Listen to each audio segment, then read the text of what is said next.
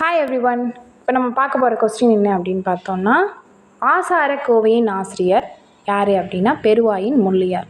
Okay, இப்போது அதை எப்படி ஞாபகம் வச்சுக்கலாம் அப்படின்னா, இங்கே கீழே பாருங்கள், கிளியின் முள் போன்ற வளைந்த பெருவாய் ஆசாரமான கோவை பழம் போன்றது அப்படின்னு சொல்லி ஞாபகம் வச்சுக்கோங்க.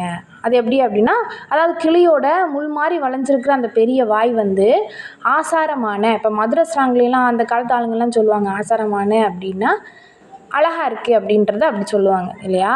அப்போ ஆசாரமானனா அழகான கோவை பழம் மாதிரி இருக்குது, அது எல்லாருக்குமே தெரியும். கிளியோட வளைந்த முள் போன்ற பெரிய வாய் அழகான கோவை பழம் மாதிரி இருக்குது. ஓகே, இது எப்படி ஞாபகம் வச்சுக்கலாம்? அந்த கொஷினோட கம்பேர் பண்ணுங்கள்.